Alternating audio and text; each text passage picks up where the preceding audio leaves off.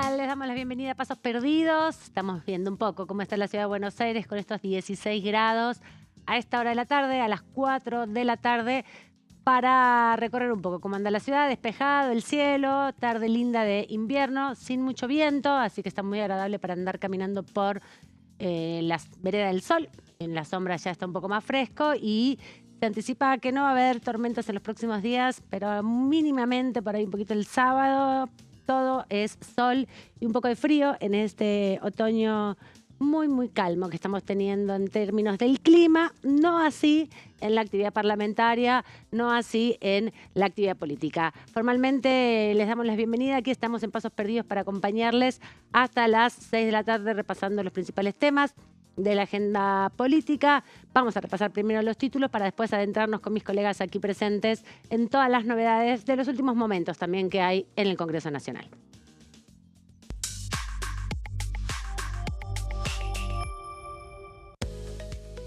Para el próximo miércoles 20 de mayo, el oficialismo solicitó una sesión especial para las 10 de la mañana.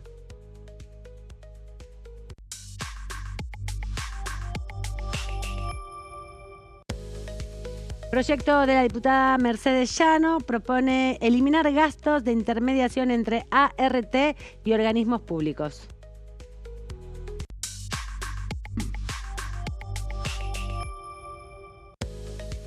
Régimen de zona fría, La Libertad Avanza obtuvo dictamen para las modificaciones en subsidios sobre la tarifa del gas. Y acá estamos, como les decíamos, repasando estos temas. Lo que decíamos, la semana próxima va a haber sesión. Hay ahora sesión en la Cámara de Senadores y vamos a repasar toda esa información, porque en el Senado hay varios proyectos que están en búsqueda de su dictamen, de su sesión definitiva, otros que van a empezar el trámite parlamentario y lo más importante también vinculado con la designación de jueces, en este caso el pliego de Carlos Alberto Maíquez para continuar 5 años más como vocal de la Cámara de Casación Penal Federal. Le doy la bienvenida a mis compañeros. Pablo Varela, ¿cómo anda? Bienvenido, buenas tardes. ¿Cómo te va, Amanda? ¿Todo bien? Bien, ya Bueno. lista. Pensé que hoy iba a haber sesión, que no íbamos a estar al aire, pero bueno, cambian las cosas muy rápido en diputados. Cambian las cosas efectivamente. La sesión fue pospuesta en realidad, o el pedido de sesión fue pospuesto. Lo que pasó sí en el medio es que el oficialismo también hizo su propio pedido, lo leías recién en los titulares. Así que semanas movidas acá en el Congreso, Senado sesionando y un oficialismo que obviamente intenta volver a agarrar la agenda, el toro por las astas. Nos vamos Muy a poner bien, buena esa metáfora esa, porque da justamente esa sensación de marcar la agenda con estas sesiones y estas convocatorias. Claudio Mardones, ¿cómo anda? Bienvenido, buenas tardes. Muy buenas tardes, Amanda Alma, muy buenas tardes, Pablo Varela. Y sí, bueno, podríamos decir que a esta hora algunos estaban pensando en una posibilidad de una sesión, pero lo cierto es que ha sido la búsqueda del quórum que hasta este momento sigue siendo una gran incógnita. Hubo una reconfiguración de la ofensiva opositora con una iniciativa que no contaba con Unión por la Patria, que finalmente se reconfiguró con una serie de noticias que se conocieron ayer. Primero, la caída de la convocatoria, el pedido para este jueves e inmediatamente un paso siguiente, el pedido para una sesión especial para el próximo 20 de mayo, con la síntesis de la negociación que se llevó adelante entre distintas partes del arco opositor. Y era ampliar el temario y también sumar no solamente los expedientes que tienen que ver con el jefe de gabinete Manuel Adorni, sino también la propuesta de, poner a consideración, y no perdamos de vista que son proyectos sin dictamen, o sea que posiblemente surja un emplazamiento, pero también vinculado a citar a la ministra de Capital Humano, Sandra Petovelo, y también al jefe del Palacio de Hacienda, Luis Caputo, por el incumplimiento de la Ley de Financiamiento Universitario. El gobierno considera que no tiene que dar explicaciones al respecto porque está esperando la decisión de la Corte, pero sí, en estas últimas horas ha echado a correr la relojería que se va a terminar de cristalizar, parece, en una sesión muy extensa el próximo miércoles. Sí, empieza como a recalentarse un poco, ¿no? La situación en el Congreso, más allá de las reuniones de comisión, que algunas obviamente pudieron dictaminar, principalmente las que impulsó el oficialismo con modificaciones que va negociando con los distintos sectores de la oposición, vinculados sobre todo a los gobernadores. pero empieza también a recalentarse un poco más allá de lo testimonial, ¿no? Me parece, Así con es. perspectivas de concretar, ¿no? De que la jugada que se plantea vaya teniendo algún resultado positivo. La semana pasada, la anterior, bueno, también el oficialismo se había notado sus buenos porotos, así que va tratando de sumar alguna buena noticia en el ámbito parlamentario para poder traccionar un poco también la sensación generalizada de que no hay mucha perspectiva respecto a lo económico y por otro lado tratar de tentar algunas de las inversiones que vienen dando vueltas, ¿no? Sí, bueno, efectivamente hoy el jefe de gabinete de hecho estuvo en Mendoza, en esto que vos decís de las inversiones, tratando de capitalizar el anuncio del primer proyecto de RIGI que se pone efectivamente en marcha. Pero bueno, la sesión, digo, para el próximo 20 ya estaba en el radar del oficialismo la semana pasada con una reunión con los aliados. Esta que quedó trunca de la oposición, me gustó esa palabra de testimonial, digamos, para no ser testimoniales y tratar de tener resultados. Y ahora arranca una especie de guerra, ¿no? De guerra de quórums por los horarios y demás. Así que va a ser un miércoles cargado el próximo. Pero bueno, ahí estaremos. Vamos a seguir recorriendo en un ratito toda esta información, pero también hay otro dato fundamental que tiene que ver con la inflación, ¿no? El dato de la inflación mensual, el dato de la inflación a lo largo de estos meses, de estos 5 meses, un poquito más baja de la que venía siendo, 2,6% para el mes de abril, bajando sutilmente esta curva que venía por encima de los 3 puntos porcentuales. Igual importante porque ya había anticipado el gobierno que esperaban ir desacelerando ese margen de 3% de inflación mensual que se venía sosteniendo en los últimos 4 meses, ¿no? Sí. Entonces ahí tratando de ajustar un poco las expectativas porque de la inflación, de los datos de inflación, se ajustan también las jubilaciones y están muchas de las gastos que hace el Estado Nacional indexados por el valor de la inflación. Los precios de algunos de los servicios también están atados a la inflación, servicios como la telefonía, como las prepagas. El gobierno puede celebrar la baja, pero no puede celebrar el número nominalmente, ¿no? Eso me parece que sería una buena definición. Puede celebrar que la tendencia se rompió porque veníamos de 10 meses consecutivos al alza. Está claro que hubo en marzo el impacto de lo que tiene que ver con la guerra en Medio Oriente, pero el número sigue siendo preocupante, está lejos de lo que el propio gobierno desea y quiere, y estamos hablando de una inflación que está arriba de 2,5, estacionalizada en esa cifra ya desde hace mucho tiempo, así que la meta del presupuesto, vos hablabas recién de lo que está presupuestado, muchas veces indexado, otras veces no, bueno, ya quedó vieja. Y sí, porque la inflación que se proyecta es más que nada una previsión que trata de hacer el gobierno nacional cuando presenta el presupuesto. Siempre es muy difícil controlarlo porque está vinculado también el incremento de la inflación con no solamente los precios que pueda regular el Estado Nacional, sino con también la situación y la economía a nivel nacional e internacional. El impacto, decíamos, de la guerra, de los aumentos en los commodities o en la energía y las medidas desreguladoras también que hace el gobierno nacional impulsadas por el Ministerio de Economía. Un giro en una meseta, y una meseta que en este contexto, al menos en el Palacio de Hacienda, esperaban que finalmente se cristalizara de otra manera. ¿A qué me refiero? A que ya hace por lo menos 7 días que en el 4º piso del Palacio de Hacienda esperaban un número de este tipo, especialmente aguardando la desaceleración de esto que estaban detallando ustedes, y tiene que ver con estos 10 meses consecutivos de un número que no baja, y que en este contexto sí ha tenido una inflexión importante en comparación al 3,4 del mes pasado. Esto no deja de ser una mitigación, pero también una señal de tranquilidad para el Ejecutivo, especialmente ante la preocupación de que esta situación se extendiera y que hubiera un 11º mes sin que la dinámica inflacionaria tuviera un giro. Bueno, finalmente lo tuvo. Ahora vamos a ver también cómo va repercutiendo estos datos de inflación, no solamente en el discurso público que lleve adelante el gobierno nacional, los opositores, sino también en la economía real, ¿no? Cómo impacta finalmente en las negociaciones paritarias que llevan adelante los trabajadores, en el impacto de la canasta básica y los aumentos de aquellos precios que están más regulados por el Estado Nacional. Pero esa discusión también va a entrar sin duda el índice de inflación. De hecho, recuerdo en otras gestiones, el propio Congreso de la Nación, a través de algunos opositores de aquel entonces, hoy oficialistas, tenían su propio índice de la inflación. Aquí el índice Congreso es un tema que siempre atraviesa el debate en legislativo y seguro la semana que viene vamos a tener algunos pasajes de discursos vinculados a esta constancia de inflación, como decíamos hace un ratito, que si bien se desaceleró en esta última medición, sigue siendo preocupante sus niveles en función a las expectativas que tenía el gobierno nacional. Y esto también, como decíamos, va repercutiendo o escuchándose en la voz de los diputados nacionales, y queremos repasar un poco los testimonios de los diputados en esta semana con muchas comisiones, martes y miércoles muy intensa, con 8 o 7 comisiones cada día, donde se discutieron distintos proyectos y se constituyeron varias comisiones. Vamos a escuchar al diputado Martín Aveiro, justamente Unión por la Patria de Mendoza, luego de haber participado en la Comisión de Obras Públicas, respecto también a los debates de una de las demandas que hacen los gobernadores en la necesidad no solamente de reactivar la obra pública, sino de qué conceptos se ponen en juego de lo fundamental y lo importante, lo urgente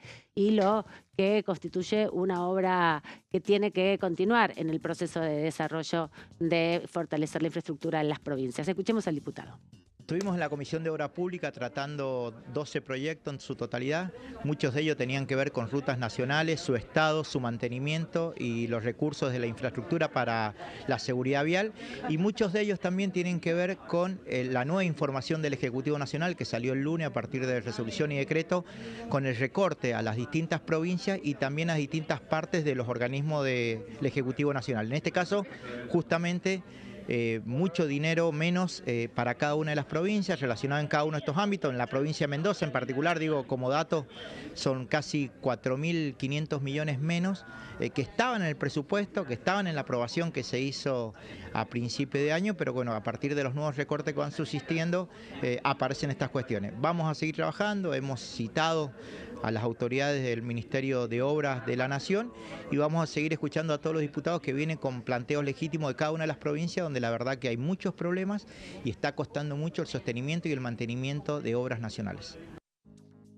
Y el reclamo de algunos diputados que representan a gobernadores o incluso que son de la oposición de las provincias plantean como alternativa la autorización de que las obras sean culminadas con fondos propios de las provincias, que también hay dificultades a la hora de esa negociación con el Ejecutivo Nacional, que dejó en muchos casos de hacer obra pública, en otros casos decidió hacer acuerdos con los gobernadores, pero bueno, ahora con las decisiones administrativas que se conocieron en los últimos días, vuelven a quedar sin efecto algunos de esos acuerdos para avanzar en el mantenimiento de las rutas nacionales o de la construcción de algunos puentes que también se habían presupuestado. Hugo Yasky comentó, también diputado de Unión por la Patria, en este caso de la provincia de Buenos Aires, luego de la Comisión de Defensa de los Consumidores, donde trabajaron con proyectos sobre el endeudamiento familiar, uno de los grandes problemas que está teniendo ahora la Argentina. No solamente es el endeudamiento externo que se multiplica en la gestión actual de gobierno, sino que muchas familias, muchas personas atraviesan un proceso de endeudamiento crónico, y la respuesta que puede dar el Congreso Nacional. Más de 20 proyectos hay de distintos bloques para dar una respuesta, una solución a este endeudamiento de las familias. La Comisión de Defensa del Consumidor hoy abordó 3 temáticas que tienen un peso muy importante en la vida cotidiana de nuestra gente. Por un lado, el tema de la posibilidad del corte de suministro de agua. La privatización de AISA establece un procedimiento que viola algo que es un derecho constitucional y un derecho humano, que es el acceso al agua y al saneamiento, al servicio de cloaca. Establece que una deuda de 60 días es pasible del corte de ese suministro. algo absolutamente inaceptable. Es uno de los temas que estuvimos viendo, participaron varias comisiones de Derecho del Consumidor. El otro tema, el que ahora se va a empezar a tratar en minutos más en otra comisión, que es el tema de zona fría, la eliminación de ese subsidio para prácticamente 1 millón de familias de la Argentina, va a ser una verdadera catástrofe social. Ustedes saben que hay zonas del país donde en esta época del año las temperaturas llegan a 10, 12 grados bajo cero. Es un bien imprescindible y esto perjudica claramente la posibilidad de una vida digna en la zona patagónica. Es otro de los temas que estuvimos analizando. Le hemos pedido al presidente de la Cámara que este tema sea tratado también por esta comisión y estuvimos viendo la continuidad del tema de la situación de la morosidad de las familias en relación con la deuda en tarjetas de crédito, billeteras virtuales. Este es un problema que sigue creciendo. La gente se endeuda para pagar servicios, para comprar comida, para comprar medicamentos. Se va haciendo una especie de montaña de deuda financiera. Los intereses son realmente usurarios, de manera que hay que encontrar una solución. Este es un grave problema que afecta a cientos de miles de argentinos y sobre todo a jefas y jefes de hogar que viven una situación de acoso permanente. Así que estos han sido los temas que seguiremos tratando para encontrar la forma de que, a pesar de la ausencia del oficialismo de esta comisión, podamos dictaminar y llevar al recinto lo que tiene que producir la Cámara, que es una ley o varias leyes que tienen que ver con estas problemáticas. Yasky preside esta comisión de defensa del consumidor, justamente, y es una de las preocupaciones que apareció ya en varios proyectos, porque, bueno, hay informes del Banco Central de la Argentina que dan cuenta del impacto que tiene la morosidad, ¿no?, con el pago de tarjetas y de créditos personales principalmente. Así es, sí. Más todo el universo de la fintech que ni siquiera están reguladas por el Banco Central, que Claro, es otro exactamente. universo. Otro universo que se suma, Amanda, a un universo mucho más complejo y que en muchos aspectos no está fuera de los contornos de la legalidad. ¿Por qué digo esto? Porque por una parte tenemos al endeudamiento familiar con el uso de tarjetas de crédito. Otro endeudamiento tiene que ver con los créditos bancarios. Otro con las posibilidades crediticias que ofrecen las aplicaciones de la fintech. Y el otro tiene que ver con el endeudamiento informal de los prestamistas, que incluso es una dimensión que no forma parte del universo, salvo cuando quienes se sientan a analizarlo empiezan a contar algunos contornos hasta ahora insospechados que nos permiten comprender que la foto de este escenario de endeudamiento tiene costados mucho más agudos de lo que nosotros nos imaginamos e implica un desafío político, no solamente en el marco de la ultrapolarización entre oficialismo y oposición, sino a las consecuencias económicas de un electorado común, de una población que en este escenario, bueno, empieza a transitar el camino del paliativo, y el paliativo es reconocer la deuda, conseguir una refinanciación y ver cómo hacer para pagar. Bueno, esa es una pincelada nada más de un cuadro bastante complejo que ha sido materia de este análisis y que también, hay que decirlo, forma parte de una ofensiva opositora, especialmente Unión por la Patria, a partir de una serie de proyectos que formaban parte de la negociación incluso para aportar quórum la semana que viene para la sesión del 20. Sí, y un ministro de Economía que dio una definición muy importante. La gente se endeudó pensando que una eventual devaluación iba a licuar esas deudas, ¿no? Ahí me parece que hay una definición de dónde se planta el gobierno ante esta situación. Exactamente. Tal cual. Vamos a seguir repasando lo que dicen los diputados luego de las comisiones que se estuvieron reuniendo en la jornada del día miércoles y del día martes. En este caso, Miguel Rodríguez, diputado de la Libertad Avanza de Tierra del Fuego, habló tras la Comisión de Asuntos Municipales que constituyeron una agenda de trabajo para las próximas semanas. Acabamos de salir de la reunión de Comisión de Asuntos Municipales. Para mí, una experiencia nueva. todas las reuniones de comisiones porque no vengo del sector político, es la primera vez que estoy participando en estas reuniones. Interesante conocer realidades de otras provincias, de otros municipios también, y entender que las realidades son prácticamente las mismas que vivimos, tanto los que pueden vivir en Jujuy como los que vivimos en Tierra del Fuego, en mi caso, de que por ahí hay mucha superposición entre funciones entre los municipios y el gobierno de la provincia, por ejemplo. Se crea un área de seguridad en el municipio que estén por ahí enfrentando problemas de seguridad pública. Entonces, planteaban una herramienta interesante que utilizan en Córdoba, por ejemplo, el municipio de Córdoba, es que el gobierno provincial crea una caja con fondos provinciales que lo utiliza el municipio y lo rinde el municipio para darle soluciones de forma más rápida a los problemas del municipio, que por ejemplo el intendente es el que está más cerca del ciudadano. La discusión sobre justamente lo que puede desarrollarse desde esta comisión de municipios, está previsto para las próximas reuniones una convocatoria al Consejo Federal de Municipios, porque, bueno, lo que pasa es que es la primera ventanilla donde la mayoría de los vecinos, de los ciudadanos, se acercan, sobre todo en las provincias o en el interior de las provincias, para reclamar sobre la situación que se vive, por la falta de trabajo, por la falta de subsidios, por los recortes también en la asistencia. Y ahí hay mucha demanda, ¿no? Desde quienes ocupan un lugar en esta comisión.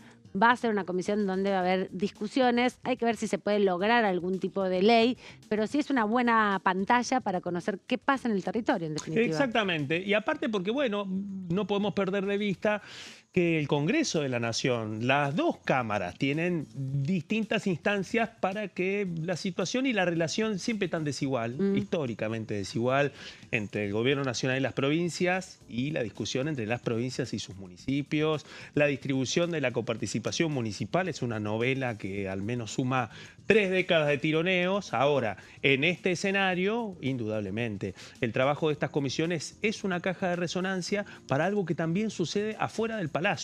No podemos perder de vista que al menos en los últimos 15 días se han registrado distintas movilizaciones. Una muy importante frente al Palacio de Hacienda, protagonizada por intendentes de la provincia de Buenos Aires, de Santa Fe, también de Córdoba, de distintas orientaciones políticas que se presentaron en la entrada del Palacio de Hacienda para presentarle una nota al ministro de Economía, Luis Caputo, explicándoles cuál es la situación que están afrontando los municipios como un impacto directo de algunas políticas fiscales nacionales. Y también estuvieron en el Ministerio de Capital Humano, ¿no? Que se acercaron también desde la Federación de Municipios, sobre todo los municipios del conurbano, a partir del potenciar trabajo, ¿no? Cuando se suspendió el potenciar trabajo, lograron revertirlo un poco. Pero bueno, hay una preocupación sobre todo en las provincias de este tema. Sí, efectivamente, volvió el sello, la FAM, que vos decías vos, la Federación Argentina de Municipios, volvió a estar, digamos, en agenda, nucleando obviamente a los municipios en un variopinto político, porque no son, digamos, del peronismo, más allá de quienes se encabezan. Hubo una reunión que pasó un poco debajo del radar, incluso con la iglesia de algunos intendentes, en donde se expresó justamente esto, ¿no? La preocupación por la caída de la recaudación, la preocupación por la falta de coparticipación, que obviamente siempre viene primero por parte de la provincia, pero es de nación a provincia y de provincia a municipios, y obviamente esto que decías vos, Amanda, antes, son el primer mostrador, ahí se tensa, entonces el municipio termina recortando en ciertas áreas para la asistencia más inmediata, y eso obviamente preocupa y mucho. Vamos a un corte, ya terminamos este primer bloque, tenemos mucho para repasar porque se viene la sesión la semana que viene. Está sucediendo ahora mismo una sesión en la Cámara de Senadores, están con las cuestiones de privilegio por estas horas. Se definen cosas importantes en esa sesión, así que también la vamos a repasar. No se vayan, ahí volvemos, estamos en Diputados Televisión.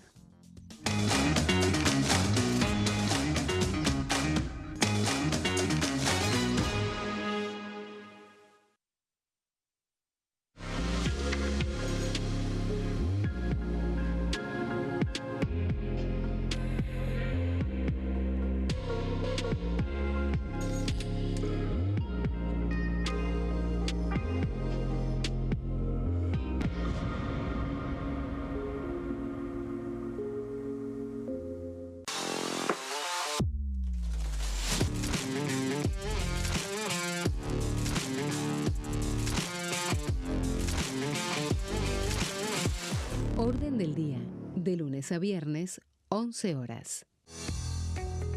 ¿Quiénes conforman el Congreso? El Congreso de la Nación está conformado por la Cámara de Diputados y la Cámara de Senadores. La Cámara de Diputados representa al pueblo de la nación argentina. Esto significa que las provincias más grandes y con mayor cantidad de habitantes tienen muchos más diputados que las provincias más pequeñas.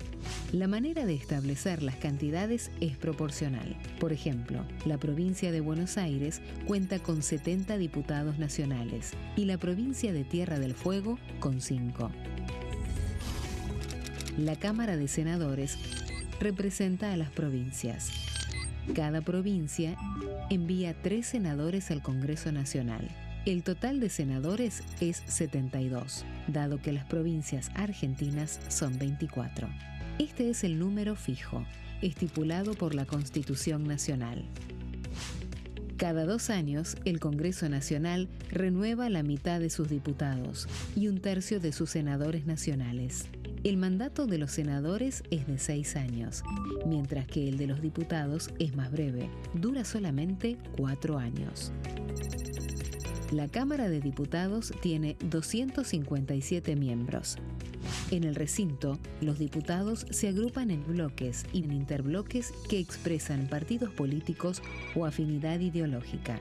Existen también los monobloques, integrados por un solo diputado.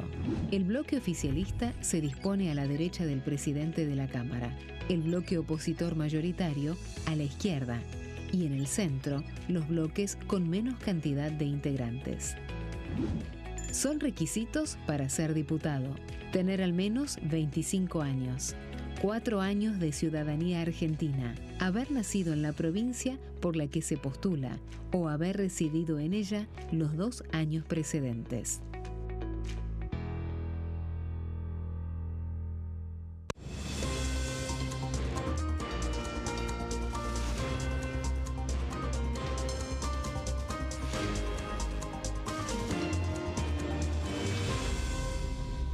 Consenso, de lunes a viernes, 12 horas.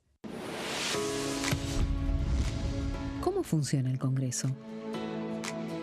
Cuando un proyecto de ley ingresa a la Cámara de Diputados, ya sea presentado por un legislador, enviado por el Poder Ejecutivo o producto de una iniciativa popular, se trata primero en el ámbito de las comisiones.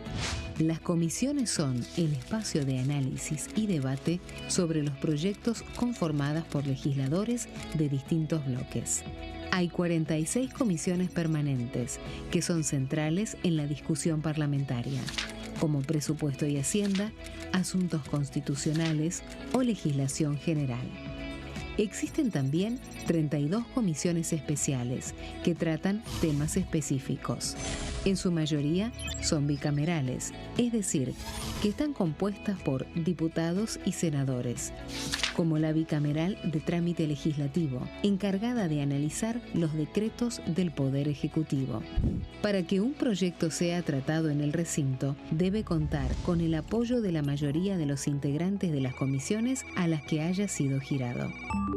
Al finalizar una reunión de comisión, se dictamina sobre la pertinencia de tratar el proyecto en el recinto. El dictamen puede plantear la aprobación del proyecto o su rechazo.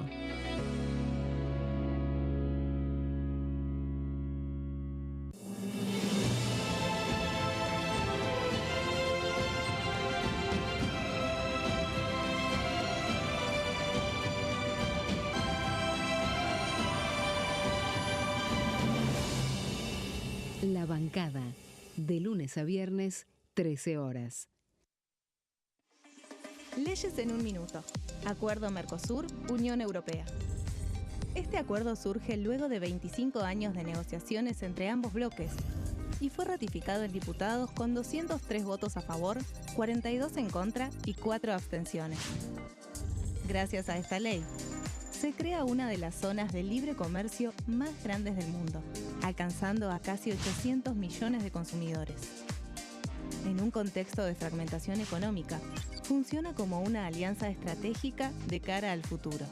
Los puntos más importantes del acuerdo son la eliminación de impuestos y aranceles de importación, lo que facilita el comercio bilateral y la cooperación técnica entre ambos bloques. El acuerdo no se limita a bienes físicos, sino que también incluye regulaciones sobre servicios, propiedad intelectual y desarrollo mutuo. Además, establece un mayor acceso al mercado europeo para productos como carnes, vinos y agroindustria. Adicionalmente, contempla el ingreso de maquinaria y vehículos de origen europeo. Tras ser aprobado por el Congreso, Argentina y Uruguay se convirtieron en los primeros países del Mercosur en ratificar el acuerdo. Este acuerdo consolida una alianza comercial estratégica entre ambos bloques.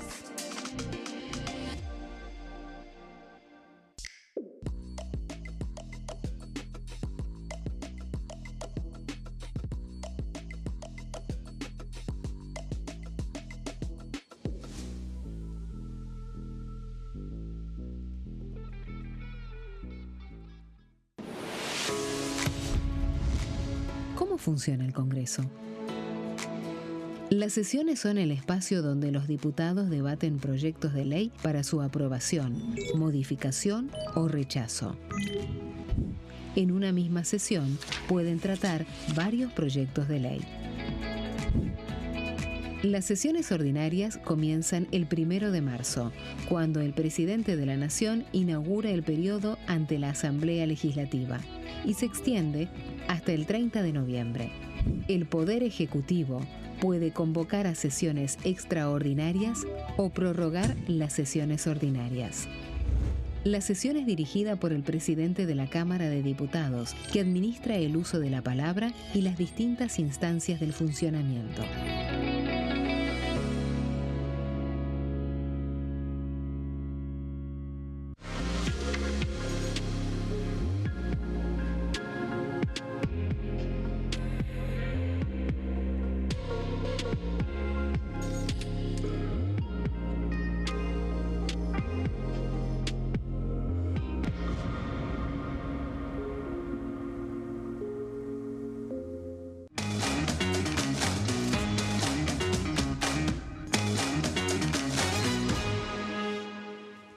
Seguimos aquí en Pasos Perdidos y como les habíamos anticipado, y vienen escuchando a lo largo de toda la programación, hay sesión el próximo miércoles 20 de mayo y toda la información la trae Pablo Varela para contarnos los detalles de la sesión que convocó el oficialismo, porque, bueno, obvio, siempre, en definitiva, ha pasado más de una vez, se superponen la solicitud de sesión por parte del oficialismo y la oposición, pero en este caso vamos a adentrarnos en la convocatoria oficialista. Sí, efectivamente, como decíamos antes en el primer bloque, hay una sesión convocada para las 10 de la mañana y otra convocada para las 11 de la mañana, pero vamos a meternos en lo que convocó el oficialismo, La Libertad Avanza, en una sesión con un temario que ya estaba planteado desde la semana pasada, cuando se reunieron con los bloques aliados. Acá vemos en esta primera placa que avanza en una serie de paquetes de proyectos que tienen tratados internacionales y algunas modificaciones legislativas, ¿sí? ¿Por qué digo modificaciones? Porque está fundamentalmente la ley de hojarasca y lo que son las readecuaciones energéticas o lo que se conoce como zonas frías. Nos metemos entonces un poco en lo que es efectivamente la convocatoria, o mejor dicho, el pedido de sesión, porque no está oficializada la convocatoria. El primer tema a tratar es esta famosa ley hojarasca, así se la llama, así se la denomina. Es el proyecto que impulsa Federico Sturzenegger, que vino acá Alejandro Cacase, que es el secretario de Regulación, a defenderlo. Fue un proyecto de ley, mejor dicho, que ya había sido anunciado muchas veces, pero cuando ingresó en el Congreso tuvo una sola reunión de comisión, ahí mismo salió el dictamen. Más que nada es derogar legislación que se entiende que está vetusta y en el medio pasan algunas otras cosas. Había algunos temas más delicados que finalmente no quedaron en el dictamen, como lo que tenía que ver con el círculo de ex legisladores y demás. Hay muchos tratados internacionales pendientes de ser aprobados. Ahí estuvo trabajando la comisión que preside Juliana Santillán. Repasamos algunos de esos tratados que los vamos a ver ahora en la siguiente placa, con distintos países.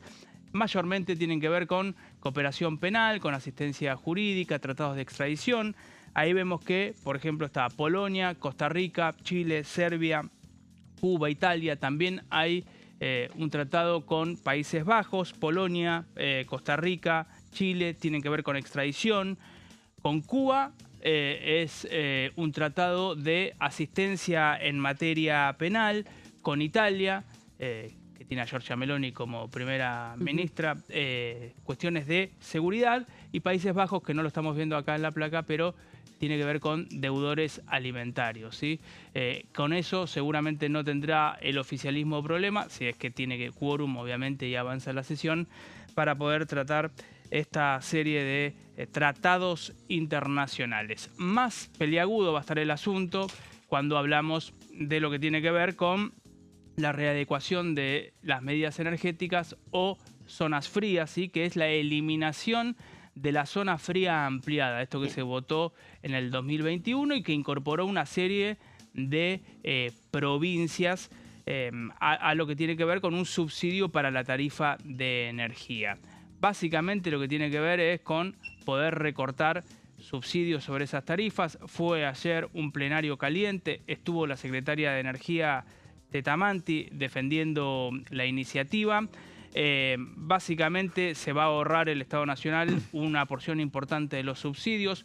Hubo mucha discusión porque en abril el Estado Nacional, o el gobierno mejor dicho, se autoarrogó la posibilidad de subir una tarifa fija para lo que es el fideicomiso de 7,5 donde está actualmente a 11. Todavía eso no sucedió, pero sí está la posibilidad de que utilice esa herramienta.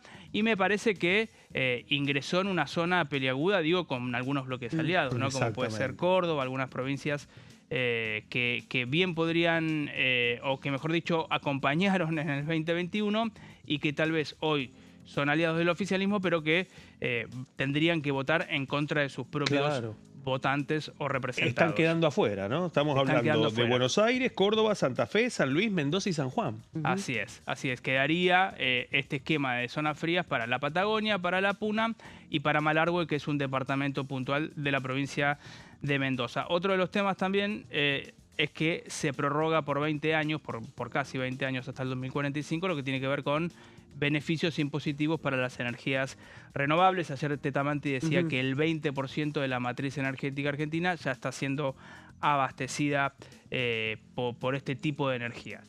También hay un reconocimiento para el excombatiente brigadier retirado Jorge Francisco Martínez por su actuación en la Guerra del Atlántico Sur. Hay un proyecto de Propato y hay un proyecto del oficialismo. No recuerdo ahora quién es el firmante del oficialismo. Y un tema también picante, si se quiere, es que no fue incluido lo que es el Tratado de Patentes o el PCT. Sí, claro, ¿no? Que tuvo dictamen y que estuvo debatido durante varias semanas, podríamos decir. Fue debatido durante varias semanas, tal vez más en sordina, ¿sí? No tan expuesto. Hubo primero una convocatoria, después se suspendió, pasaron algunas semanas, finalmente se logró dictamen esta semana con la presencia de vuelta de Alejandro Cacase. También me parece que hay algunos roces internos en el oficialismo respecto de la aceleración o no de ese proyecto. Bueno, ya cuando salió el dictamen se decía que va a haber algún grado de comunicación con Estados Unidos. Esto es un tratado internacional respecto de patentes. Ahí hay obviamente una presión muy fuerte de los laboratorios nacionales. Finalmente lo que sale es que el capítulo 2 de este tratado queda en reserva. Hay una opción de utilizarlo o no, y eso me parece que contentó más o menos, algunos más, otros menos, pero más o menos logró hacer un equilibrio y me parece que la expresión es, bueno, había que avanzar de alguna manera, se pudo avanzar de esta manera, pero no está en la convocatoria y es un tema obviamente más que espinoso. Repasamos algunos de los firmantes, es más larga la lista, pero para tenerlo presente ahí a tiro.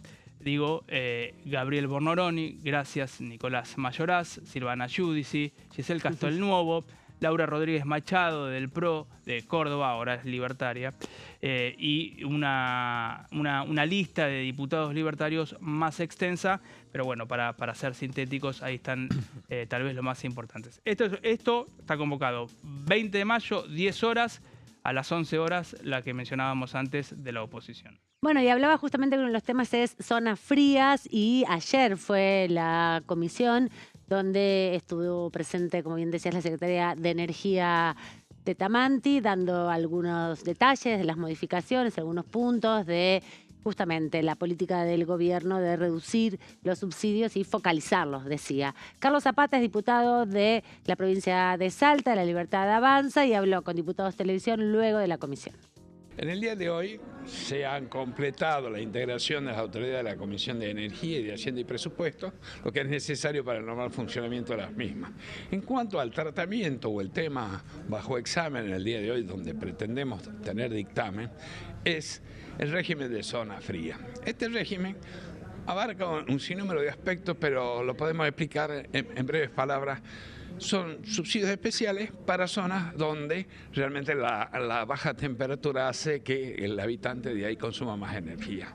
Las modificaciones apuntan a que el subsidio o la ayuda vaya a quienes realmente lo necesitan. Cambiamos la filosofía que existía con el gobierno anterior de subsidiar la oferta y vamos a subsidiar la demanda en el lugar donde realmente no pueden pagar. Es una forma de poner justicia en la distribución de los recursos públicos, atendiendo las necesidades y atendiendo lo que es el federalismo. No es un país federal donde el subsidio se aplica a la oferta, o sea, los que se hacen ricos son las empresas que no hacen inversiones y el servicio es cada vez más deficiente. Explicación del diputado Zapata, que seguramente estará haciendo uso de la palabra en la próxima sesión. Y no solamente se trata de los proyectos que presenta el oficialismo y que busca aprobar en las próximas sesiones, que toda la agenda está vinculada a las definiciones del Poder Ejecutivo Nacional, sino que también dentro del bloque oficialista los diputados van presentando proyectos, lo anticipamos en los títulos. Claudio Mardones nos trajo uno de esos proyectos que impulsa en este caso una de las diputadas de la provincia de Córdoba. De Mendoza. De Mendoza. De Mendoza. Y estamos hablando de la mendocina Mercedes Llano, integrante del bloque de La Libertad Avanza, en la provincia, bueno, que hoy visitó el jefe de gabinete Manuel Adorni y fue recibido por el gobernador de la provincia, Alfredo Cornejo. También estuvo con ellos el titular de YPF, Horacio Marín, recién lo veníamos contando. Lo cierto es que en este caso nos encontramos con algo muy particular. Muy pocos integrantes de La Libertad Avanza han presentado iniciativas de este tipo. En este caso, la propuesta de Llano, y lo vemos a partir de estas placas, tiene que ver con un cambio en el régimen de aseguradoras de riesgos del trabajo. En este caso, lo que busca es eliminar por completo los gastos de intermediación entre el Estado Nacional y las aseguradoras de riesgos del trabajo.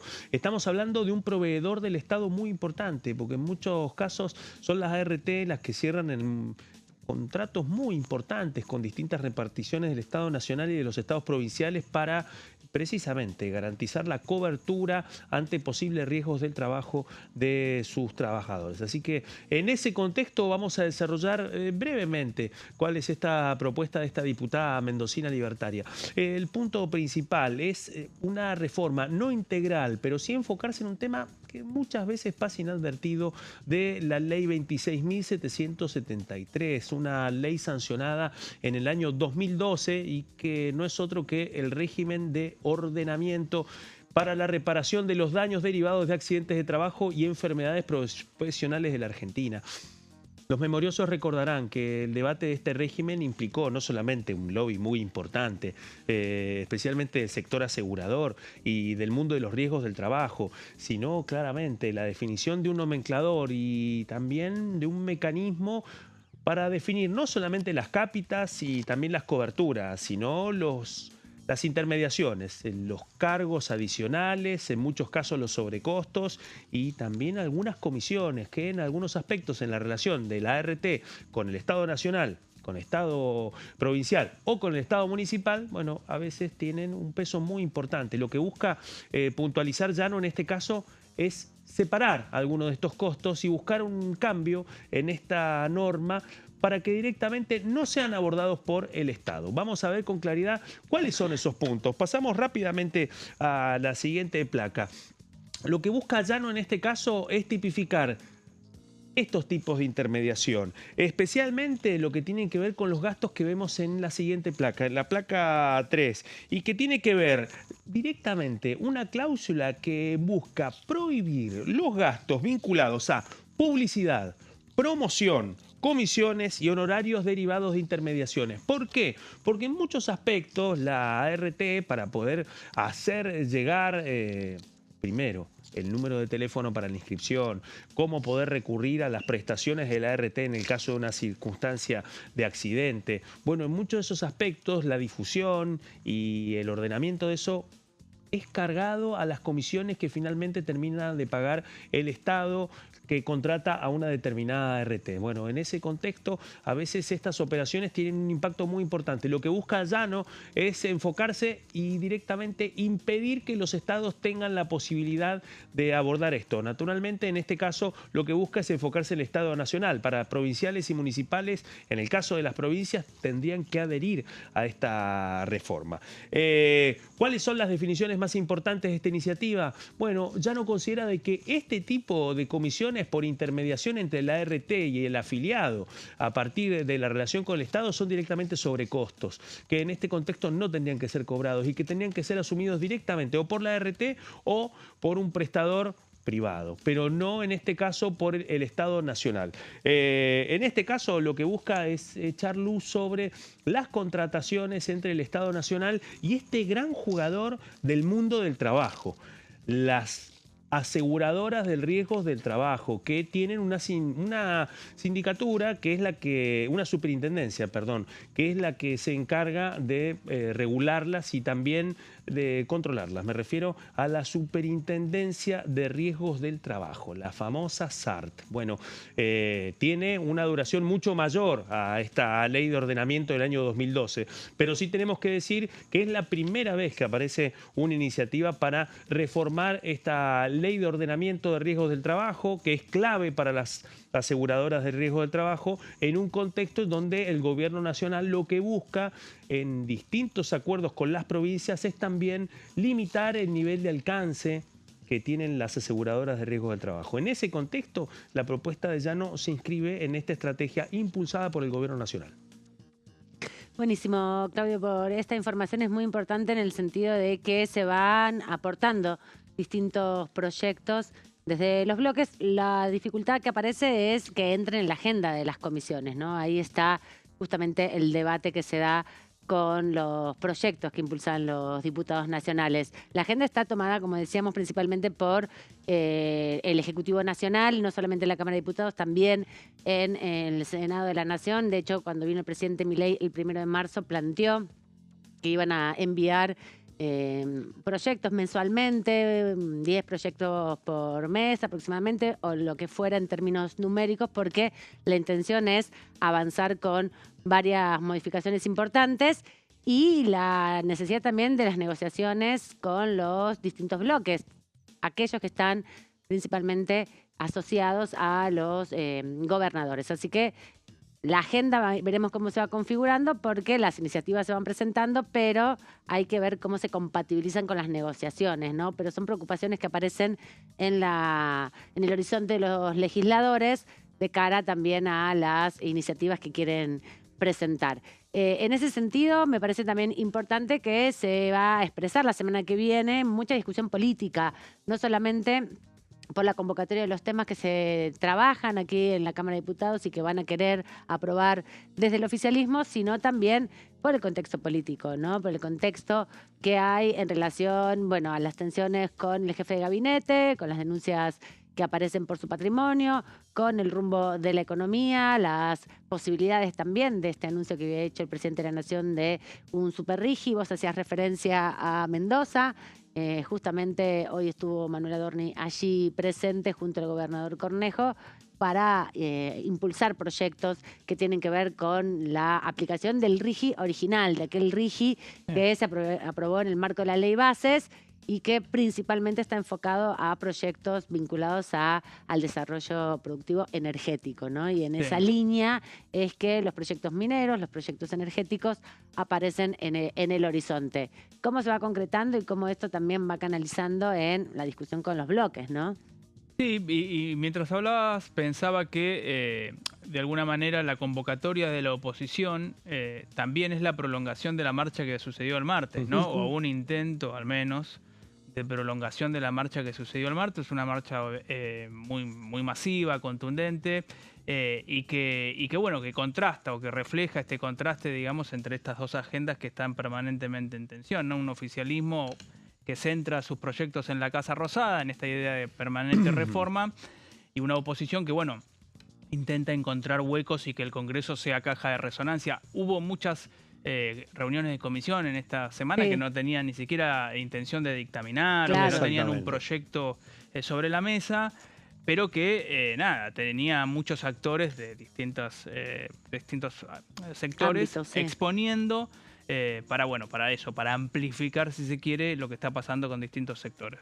Y el rol también de la Corte Suprema en un debate que es parlamentario, que tiene su discusión y que, bueno, no termina de cuajarse en las cuentas públicas y en las responsabilidades que tiene que asumir cada uno de los poderes del Estado. Ahí también aparece algo interesante que se da en este tiempo, que es la interacción entre los distintos poderes a partir de las necesidades que la ciudadanía pide al gobierno, al Congreso que impulse, el gobierno que a partir de esta estructura de las cuentas públicas decide aplicar o no aplicar, la presión del Congreso para que se apliquen las leyes en términos de financiamiento educativo universitario, la Corte Suprema de Justicia como instancia para definir qué va a pasar con eso, ¿no? Bueno. Porque también el Congreso aprobó leyes, las ratificó, ya puede ser caja de resonancia nomás. Exactamente. Bueno, llega un momento para la Corte. Hay que ver si finalmente la Suprema Corte de Justicia va a tomar el guante. Pero sí, también hay que tener presente, venimos de una oposición que también ha sido víctima de su fragmentación, porque el pedido de sesión que finalmente fue retirado habla de una negociación entre el bloque de Provincias Unidas, el resto de distintos espacios opositores con Unión por la Patria, conglomerados que además, puertas adentro, tienen durísimas discusiones sobre cuál es el enfoque, especialmente en este momento. Discusiones dentro del de Unión por la Patria también sobre la pertinencia o no de avanzar en iniciativas de este tipo. No perdamos de vista que el pedido de sesión que tenía las firmas de Nicolás Massó, de Esteban Paulón, tenía un gran ausente, Unión por la Patria. Ayer sucedieron dos cosas, la suspensión del pedido, pero al mismo tiempo la presentación de esta convocatoria. En esta convocatoria, se combinan distintas cuestiones. Una agenda en donde la oposición trata de delinear una nueva forma de intervención en el recinto, con dos exámenes. Si finalmente alcanzan a tener el quórum, que eso implicaría ya una demostración muy importante, y segundo, si van a estar los números para los proyectos más importantes, que en muchos casos no podemos perderlo de vista, no tienen dictamen, es decir que las posibilidades, el techo de esta iniciativa va a estar concentrado en impulsar distintos emplazamientos para que estos temas sean tratados. Ahí sí hay un fuego enfocado en el jefe de gabinete Manuel Adorni, con una ampliación sobre la ministra de Capital Humano Sandra Petovelo y el ministro de Economía Luis Caputo. Un oficialismo que gana tiempo, una oposición que también gana tiempo y una cuenta regresiva hasta saber si finalmente estos proyectos que confrontan y que van a volver a confrontar el próximo 20 de mayo logran sumar las voluntades suficientes para tener 129 sentados y sentadas. Esa es la clave. 129 es el número mágico para que la sesión pueda estar habilitada y entonces ser legal y que tengan la posibilidad de avanzar tanto en la sanción de algunas leyes como en el emplazamiento de otras. Pablo Varela, gracias por compartir este rato con nosotros aquí en Pasos Perdidos. Nos vemos la semana próxima. Un placer, como todos los jueves. Nos vamos rápidamente a la pausa. Seguimos con Claudio Mardones una hora más en Pasos Perdidos. Ahí volvemos.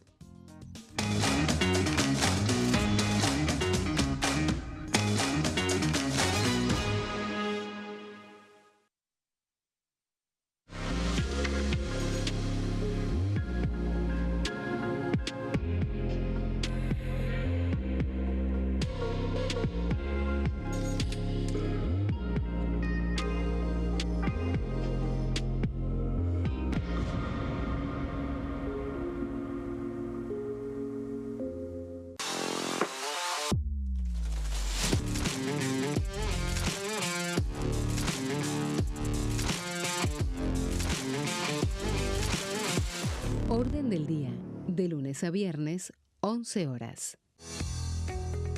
¿Quiénes conforman el Congreso? El Congreso de la Nación está conformado por la Cámara de Diputados y la Cámara de Senadores. La Cámara de Diputados representa al pueblo de la nación argentina. Esto significa que las provincias más grandes y con mayor cantidad de habitantes tienen muchos más diputados que las provincias más pequeñas. La manera de establecer las cantidades es proporcional. Por ejemplo, la provincia de Buenos Aires cuenta con 70 diputados nacionales y la provincia de Tierra del Fuego con 5. La Cámara de Senadores representa a las provincias. Cada provincia envía 3 senadores al Congreso Nacional. El total de senadores es 72, dado que las provincias argentinas son 24. Este es el número fijo, estipulado por la Constitución Nacional. Cada 2 años, el Congreso Nacional renueva la mitad de sus diputados y 1/3 de sus senadores nacionales. El mandato de los senadores es de 6 años, mientras que el de los diputados es más breve, dura solamente 4 años. La Cámara de Diputados tiene 257 miembros. En el recinto, los diputados se agrupan en bloques y en interbloques que expresan partidos políticos o afinidad ideológica. Existen también los monobloques, integrados por un solo diputado. El bloque oficialista se dispone a la derecha del presidente de la Cámara, el bloque opositor mayoritario a la izquierda, y en el centro, los bloques con menos cantidad de integrantes. Son requisitos para ser diputado: tener al menos 25 años, 4 años de ciudadanía argentina, haber nacido en la provincia por la que se postula o haber residido en ella los 2 años precedentes.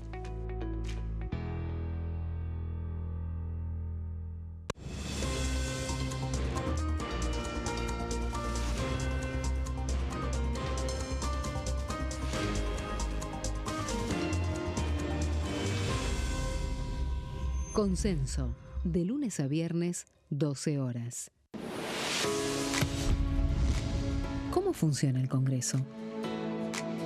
Cuando un proyecto de ley ingresa a la Cámara de Diputados, ya sea presentado por un legislador, enviado por el Poder Ejecutivo o producto de una iniciativa popular, se trata primero en el ámbito de las comisiones. Las comisiones son el espacio de análisis y debate sobre los proyectos conformadas por legisladores de distintos bloques.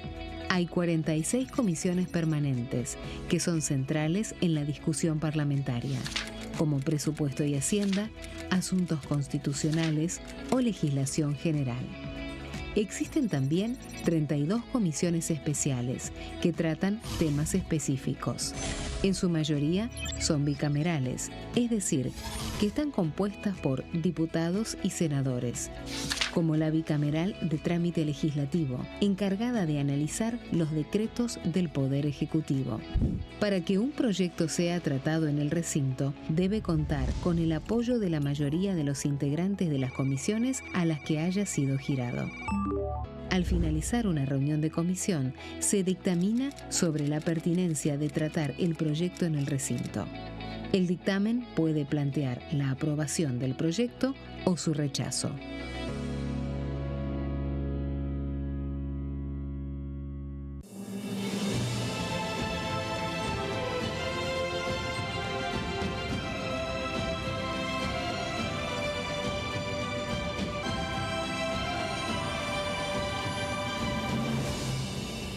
La bancada, de lunes a viernes, 13 horas. Leyes en un minuto. Acuerdo Mercosur-Unión Europea. Este acuerdo surge luego de 25 años de negociaciones entre ambos bloques y fue ratificado en diputados con 203 votos a favor, 42 en contra y 4 abstenciones. Gracias a esta ley, se crea una de las zonas de libre comercio más grandes del mundo, alcanzando a casi 800 millones de consumidores. En un contexto de fragmentación económica, funciona como una alianza estratégica de cara al futuro. Los puntos más importantes del acuerdo son la eliminación de impuestos y aranceles de importación, lo que facilita el comercio bilateral y la cooperación técnica entre ambos bloques.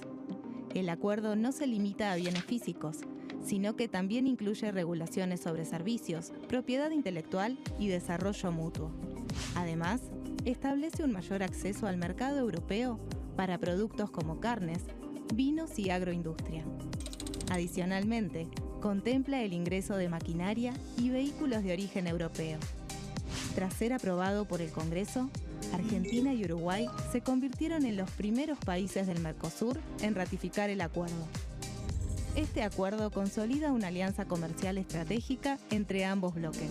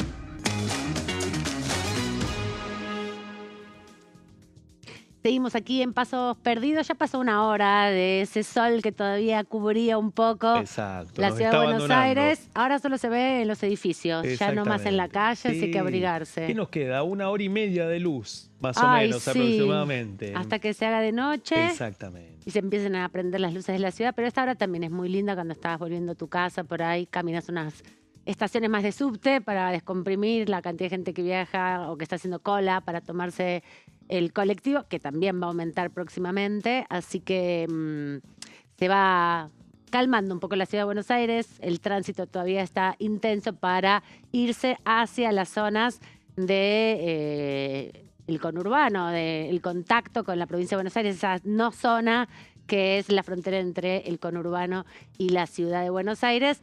Una linda jornada hoy para caminar un poco y para ir palpitando el fin de semana.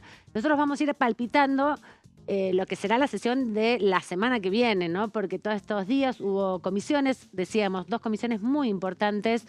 Hubo una de ellas vinculadas a la discusión por el tratado, el acuerdo por las patentes vinculadas sobre todo a la producción de medicamentos, que, como decía Pablo Varela hace un rato, Claudio, venían ya, bueno, tratando de trabajar y que se enmarca en el acuerdo entre Estados Unidos y Argentina firmado, que no se conocen los alcances del acuerdo, que el Congreso viene pidiendo que se conozcan estos alcances del acuerdo entre el gobierno de Estados Unidos y la gestión del gobierno argentino. Uno de los capítulos es esta ley que es muy particular porque no es una ley actual, ¿no? Sino que viene de fines de la década de los 90. Exactamente. Y ya tiene una media sanción.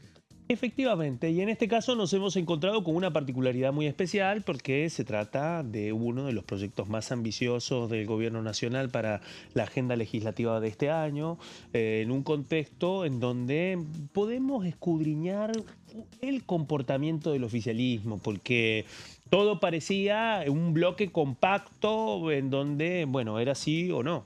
Y lo cierto es que en este contexto han comenzado a introducirse algunos cambios en donde el gobierno empezó a negociar. Y uno de los temas que lo veníamos diciendo desde el comienzo de Pasos Perdidos tenía que ver especialmente con el tema de las patentes medicinales, con la posición de los laboratorios argentinos.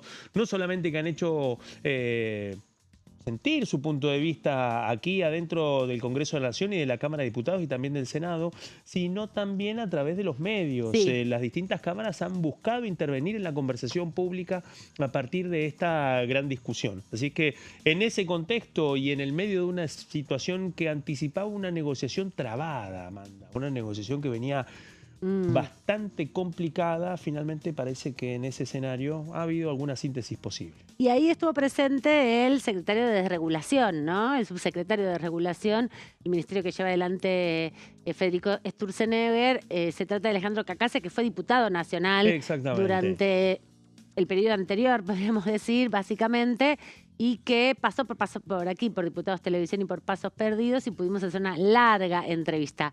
Vamos a hablar y vamos a repasar lo que dijo Alejandro Cacase por el tema de patentes, porque fue un dictamen muy necesario. Pero también hay otro proyecto que comentó el subsecretario de Desregulación, que tiene que ver con una ley que se está discutiendo ahora, ¿no? En la Cámara de Senadores, no, que está discutiéndose en la Cámara de Senadores, que se está discutiendo ahora en la Cámara de Diputados y que va a estar el 20 en el recinto. Se trata de la ley hojarasca, lo comentaba también hace un ratito en el repaso de la agenda nuestro compañero Pablo Varela.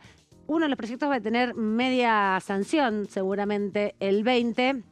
El proyecto de patentes, cuando llegue al recinto, va a tener sanción definitiva, que también dio detalles en la entrevista que tuvimos con Alejandro Cacase aquí en Diputados Televisión. Hojarasca es el comienzo de la consolidación del ordenamiento normativo argentino. Nosotros, así como tenemos el problema de la inflación monetaria o de imprimir demasiados pesos, tenemos un problema de inflación legislativa. Imprimimos demasiadas leyes. Fíjate que el otro día cuando se sancionó la ley de glaciares era la ley 27.804. Es decir, hay 28.000 leyes más los decretos leyes, más 700.000 decretos presidenciales, más 200.000 resoluciones ministeriales. Hay casi 1 millón de normas en la Argentina. Cuando yo fui a la Facultad de Derecho, lo primero que me decían es: el derecho es conocido por todos. Bueno, si hay 1 millón de normas, imposible. Claro. Ni el gobierno las conoce. Hay sistemas, creo el de Canadá tiene 300 leyes y con eso manejan todo. Porque claro, si vos esperas que el ciudadano pueda conocer lo que tiene que cumplir, a qué está obligado, tiene que ser algo corto y entendible. No podés acá... Vos viste que hay jueces que aplican normas derogadas porque no saben cuál está vigente, porque no está ordenado. Imagínate que le espera a un ciudadano o cualquier empresa. Entonces todo eso genera un costo. Genera un costo de incertidumbre para el ciudadano, costo para las empresas productivas porque gastan un montón de tiempo en ver qué regímenes les son aplicables, costo para la administración en aplicarlo. Entonces, desesperadamente necesitamos ordenar la legislación argentina.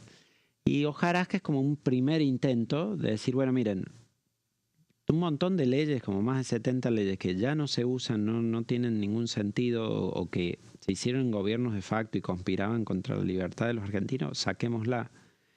Sí, y es algo que debiera ser rutinario en la Cámara. Cuando se hizo el digesto jurídico argentino, que lo hicieron entre varios gobiernos, lo arrancó Menem, pero lo siguió después de la Rúa, Kirchner, Fernández de Kirchner, todo demás. Se terminó publicando en el 2014 el digesto, claro, que fue ese ordenamiento, pero decía que después todos los años se tenía que actualizar. Bueno, nunca se actualizó, entonces han pasado 12 años con nuevas leyes, modificaciones de los anteriores y se ha vuelto a desordenar mucho.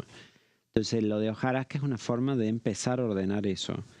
Lo que queremos es crear como una cultura de decir esto lo tenemos que estar ordenando constantemente y para que sea un compendio de leyes muy claro. De hecho, fíjate, acá es como que las leyes las sancionás y duran para siempre, pero no es así en todos lados. Texas, por ejemplo, tiene la Sunset Commission, que se llama, que sunset es atardecer, que es como que vos dictás algo y tiene su fecha de expiración. Y entonces dura 6 años o 12 años y después hay que juntarse de nuevo para ver si querés continuar rigiendo eso, pero si no, nosotros tenemos decretos de 1935 que nada tienen que ver con la realidad económica actual y siguen ahí, pues ahí trabando. O sea, que había un decreto, por ejemplo, que decía que vos podías exportar cabezas de ajo solo si tenían cierto tamaño. Y entonces nos escribe un productor de Mendoza y dice, yo exporto a Corea del Sur para hacer puré de ajo, entonces ¿qué importa cuál es el tamaño de la cabeza? Bueno, se le había ocurrido a alguien en 1935 que eso era algo importante, y así un montón de cosas. Lo veíamos ahí también nuestro colega Fernando Fraquelli, que tuvo la oportunidad de conversar en profundidad. Esto que planteaba Alejandro Cacase, subsecretario de Desregulación del Ministerio de Desregulación, tiene que ver con una perspectiva que se viene desarrollando, bien lo destacaba desde hace muchos años, sobre las leyes que ya no tienen vigencia, ¿no? Que están legalmente escritas y que existen como documento, pero que no son aplicables. Y en la discusión también se dio eso en la comisión, ¿no? Que se podría haber hecho un trabajo por ahí más colectivo, porque hay grupos de leyes que son obsoletas, como esta que decía de la cabeza, del tamaño de la cabeza del ajo, pero otras que, bueno, generan alguna inquietud en sectores que van a ver afectado su trabajo, su desarrollo y sus derechos, ¿no? Ahí había como en la hojarasca algunas cosas que desde la oposición llaman la atención. Sí, pero también hay que remarcar que la estrategia ha sido muy parecida a los grandes textos impulsados por el gobierno nacional como proyectos de ley. Es decir, leyes ómnibus, es decir, iniciativas omnidireccionales en términos de su alcance, que no solamente se enfocan en un solo tema, sino que afectan decenas de temas. Bueno, algunos lo consideran el correlato de la estrategia jurídica del shock, la estrategia legislativa del shock. Bueno, especialmente por un solo tema, porque no estamos debatiendo un solo punto, estamos debatiendo cientos. Y en ese contexto, bueno, de la mano de la discusión del digesto jurídico argentino, las concepciones de los intentos anteriores de hacer un digesto, es decir, de seleccionar especialmente cuáles son las leyes que siguen vigentes y cuáles son las que están a un paso de la caducidad, bueno, ha sido un proceso que ha llevado años. Sí, claro. Que ha llevado años, un proceso que ha sido directamente proporcional a los tiempos del Congreso de la Nación, pero también de la comunidad jurídica.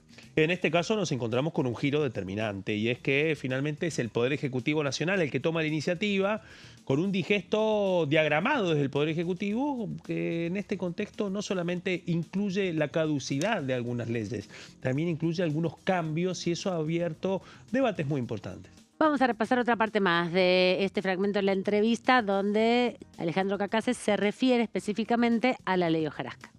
Tenemos ya como un anteproyecto de hojarasca 2, 3, para seguir ordenando eso. Como te digo, la idea es instalar una cultura de ordenamiento normativo que nos permita después ir limpiando y depurando mucho más el ordenamiento normativo hasta que quede una cosa clara. Claro. Y lo podemos hacer como de rutina. Si el otro día nos tomó 1 hora, 2 horas, no sé, discutir todo lo de hojarasca y que salga el dictamen. Bueno, de hecho, no sé, el bloque, por ejemplo, de Unidos presentó su dictamen, propuso la derogación de otros decretos, hablé con ellos, les dije revisamos los decretos, podemos después propiciar la derogación de eso. Es como se tiene que dar el diálogo. Realmente. Unidos había planteado que nosotros estábamos derogando la ley de padrinazgo presidencial del 7º hijo varón, pero que había otros decretos reglamentarios vinculados a eso que habría que derogar. Los revisamos y tienen razón. Lo vamos a hacer por decreto también. No, Ferraro lo que planteó es que varias de estas normas estaban en desuetudo, entonces que para qué derogarlas. Pero la verdad que hay que derogarlas, porque aunque el desuetudo es que yo creo que porque pasó el tiempo esto ya no se aplica, pero si no lo declara nadie, la ley está vigente. Entonces alguien puede venir y pedirte la aplicación de la ley, o el Estado arbitrariamente imponértela. Entonces, la solución real es derogarla explícitamente del sistema jurídico. Prioridades que planteó también el Ministerio de Desregulación que conduce Federico Sturzenegger y que Alejandro Cacase vino a trabajar aquí en la Cámara.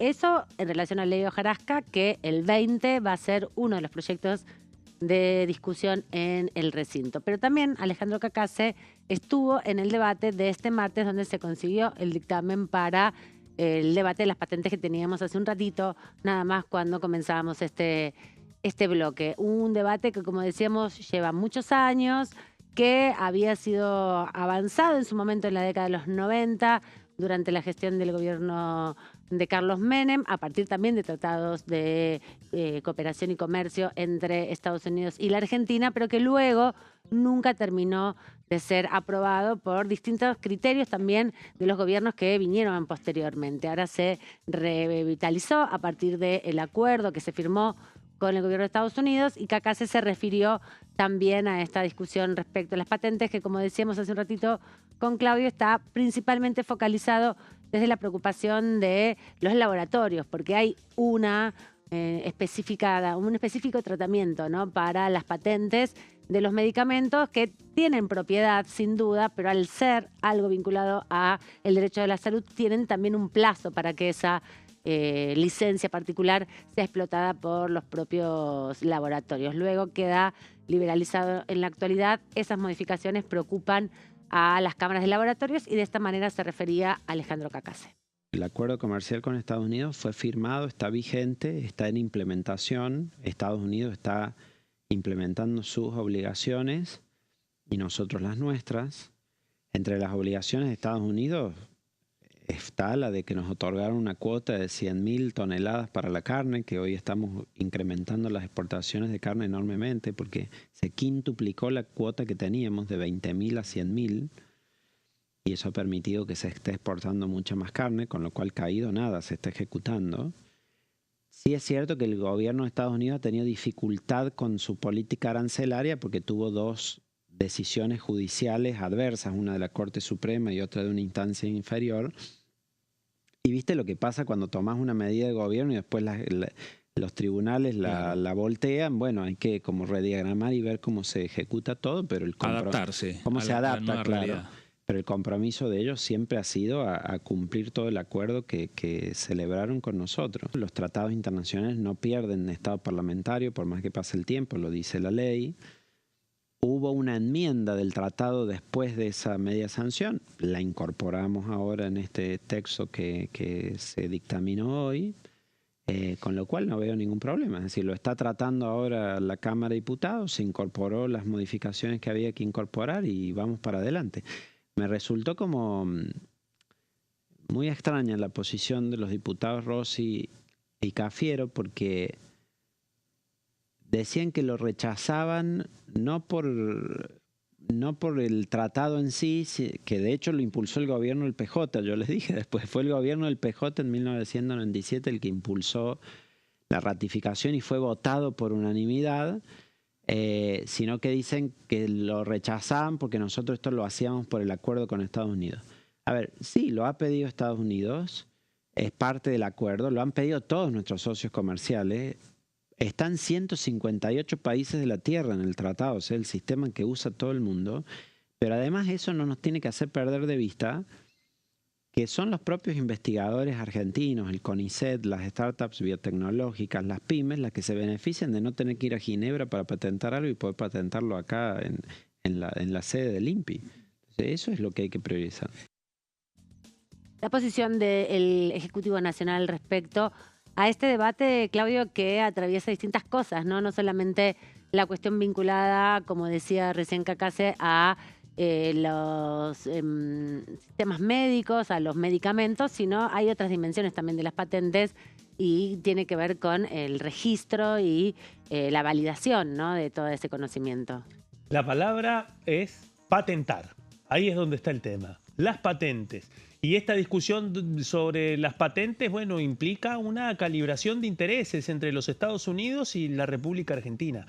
Y en ese contexto hay cuestiones que tienen mucha importancia. Me refiero especialmente a patentes, tanto vinculadas a la cuestión de marcas como también a biotecnología y también a semillas. No perdamos de vista que hubo también una reunión con la mesa de enlace a partir del patentamiento de las semillas y un tema que se ha podido escuchar en distintos momentos en el recinto de la Cámara Baja, especialmente respecto a algunas competencias hacia el interior del Mercosur, sin perder de vista lo que pasa especialmente con la República Federativa de Brasil, el patentamiento de semillas, la utilización de distintas semillas, la competencia respecto a la tecnología y a la biotecnología para el desarrollo de semillas, un tema que obviamente atraviesa por completo los intereses del agro argentino, especialmente del empresariado agroexportador, exportador y que ha sido uno de los temas que también escuchó Cacase en las reuniones que mantuvo con los representantes de la mesa de enlace. Esa es una parte. La otra pieza tiene que ver con la compatibilización de los intereses que se están negociando con los Estados Unidos, ver la posibilidad de hacer alguna reserva específica a alguno de los capítulos, pero allanar rápidamente el camino para que finalmente se pueda cerrar esto, buscando una síntesis de un tema que, insisto, obligó al gobierno a abrir una negociación, y en este contexto el intercambio con los laboratorios medicinales ha sido uno de los temas más importantes. Vamos a seguir escuchando lo que decía Cacase sobre el tema vinculado a este acuerdo por la modificación de las patentes en Argentina. La ley de marcas también está fuertemente relacionado, tal como explicaba Claudio hace un minuto. Primero por lo histórico, porque es un tratado que Argentina firmó en 1970 y han transcurrido 56 años y todavía no lo hemos ratificado. Pasó en el Senado hace 28 años, es decir, pasó 28 años para que el Senado lo ratificara y ahora han pasado 28 años más hasta que viniera a diputados. Y es importante porque nos integra el sistema internacional de la propiedad intelectual. Este es un tratado que tienen ya 158 países, prácticamente toda la Tierra, y que hace una mesa de entradas única para las patentes. Porque, claro, vos haces una invención y querés que sea reconocida en todo el mundo. No podés ir país por país solicitándola en todos lados. Claro. Como Argentina hoy no está adherida a PCT, tiene que ir un inventor argentino tiene que ir país por país a solicitarla en cualquier lado, en cada lado. O si no, se tiene que asociar con un extranjero para a través del extranjero hacerlo en una oficina del exterior para que llegue a Ginebra. O sea, lo sometemos a un incordio. Fíjate que yo daba las estadísticas de los últimos 20 años. Había 160 solicitudes solo el CONICET, por ejemplo. Lo que termina pasando es que muchas de nuestras pymes o startups biotecnológicas, que tenemos muchos investigadores jóvenes muy buenos en el área de biotecnología, terminan haciendo una sociedad en Estados Unidos o en otro lado para poder registrarse ahí y terminar solicitando el PCT. En cambio, si nos adherimos a esto, lo van a poder hacer acá, en las oficinas del INPI y del Instituto de Propiedad Industrial nuestro, y ya está. Les evitamos todo eso de tener que asociarse con un extranjero, ir a Perú o ir a Ginebra, presentar ahí. Toda una cosa, una locura que ningún país del mundo hace. Entonces ahora va a poder hacer todo eso a través de Argentina y con tasas mucho más bajas, porque cuando vos lo haces de países en vías de desarrollo y demás, o no país desarrollado, tenés tasas más bajas para poder solicitar el PCT. Entonces le facilitamos la vida a nuestros investigadores, a nuestras pymes, a nuestras startups biotecnológicas, y ese es el principal resultado. Y tiene además algo positivo que nos integra con el resto del mundo. Nosotros estamos haciendo muchos acuerdos comerciales ahora con la Unión Europea, con EFTA, con Estados Unidos, y todos les encanta que Argentina se integre, pero dice, che, respeten las reglas que tenemos todos, que entre esas son las de la propiedad intelectual.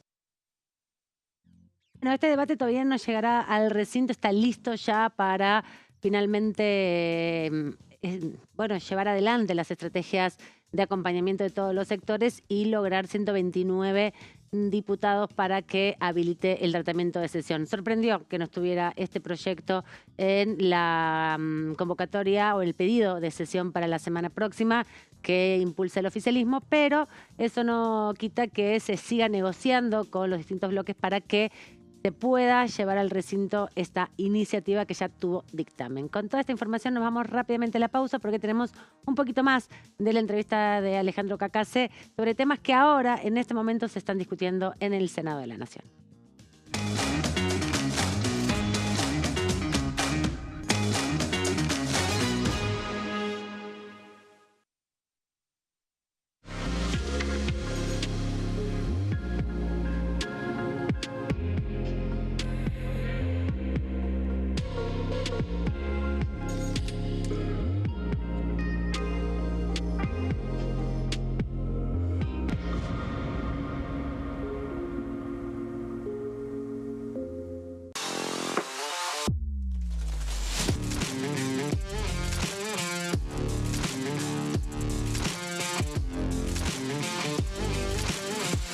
Orden del día, de lunes a viernes, 11 horas. ¿Quiénes conforman el Congreso? El Congreso de la Nación está conformado por la Cámara de Diputados y la Cámara de Senadores. La Cámara de Diputados representa al pueblo de la nación argentina. Esto significa que las provincias más grandes y con mayor cantidad de habitantes tienen muchos más diputados que las provincias más pequeñas. La manera de establecer las cantidades es proporcional. Por ejemplo, la provincia de Buenos Aires cuenta con 70 diputados nacionales y la provincia de Tierra del Fuego con 5. La Cámara de Senadores representa a las provincias. Cada provincia envía 3 senadores al Congreso Nacional. El total de senadores es 72, dado que las provincias argentinas son 24. Este es el número fijo, estipulado por la Constitución Nacional. Cada 2 años, el Congreso Nacional renueva la mitad de sus diputados y 1/3 de sus senadores nacionales. El mandato de los senadores es de 6 años, mientras que el de los diputados es más breve, dura solamente 4 años. La Cámara de Diputados tiene 257 miembros. En el recinto, los diputados se agrupan en bloques y en interbloques que expresan partidos políticos o afinidad ideológica. Existen también los monobloques, integrados por un solo diputado. El bloque oficialista se dispone a la derecha del presidente de la Cámara, el bloque opositor mayoritario a la izquierda, y en el centro, los bloques con menos cantidad de integrantes. Son requisitos para ser diputado: tener al menos 25 años, 4 años de ciudadanía argentina, haber nacido en la provincia por la que se postula o haber residido en ella los 2 años precedentes.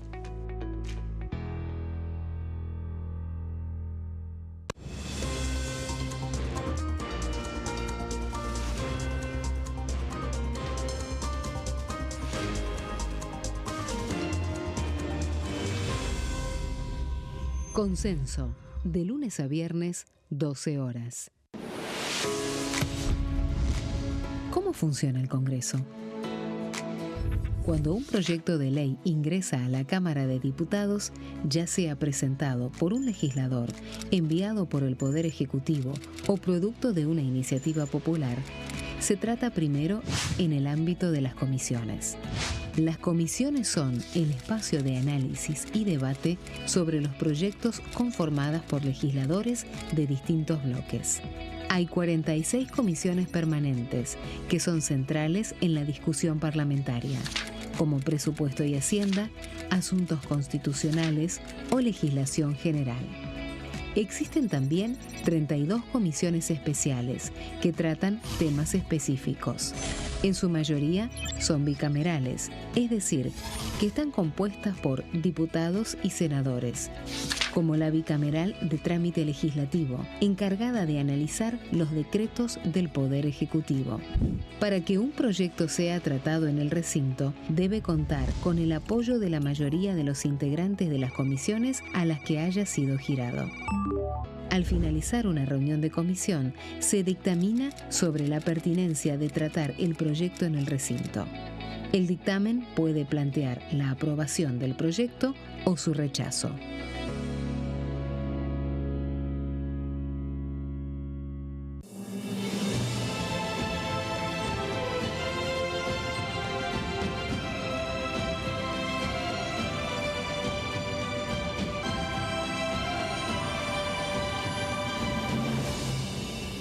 La bancada, de lunes a viernes, 13 horas. Leyes en un minuto. Acuerdo Mercosur-Unión Europea. Este acuerdo surge luego de 25 años de negociaciones entre ambos bloques y fue ratificado en diputados con 203 votos a favor, 42 en contra y 4 abstenciones. Gracias a esta ley, se crea una de las zonas de libre comercio más grandes del mundo, alcanzando a casi 800 millones de consumidores. En un contexto de fragmentación económica, funciona como una alianza estratégica de cara al futuro. Los puntos más importantes del acuerdo son la eliminación de impuestos y aranceles de importación, lo que facilita el comercio bilateral y la cooperación técnica entre ambos bloques, El acuerdo no se limita a bienes físicos, sino que también incluye regulaciones sobre servicios, propiedad intelectual y desarrollo mutuo. Además, establece un mayor acceso al mercado europeo para productos como carnes, vinos y agroindustria. Adicionalmente, contempla el ingreso de maquinaria y vehículos de origen europeo. Tras ser aprobado por el Congreso, Argentina y Uruguay se convirtieron en los primeros países del Mercosur en ratificar el acuerdo. Este acuerdo consolida una alianza comercial estratégica entre ambos bloques.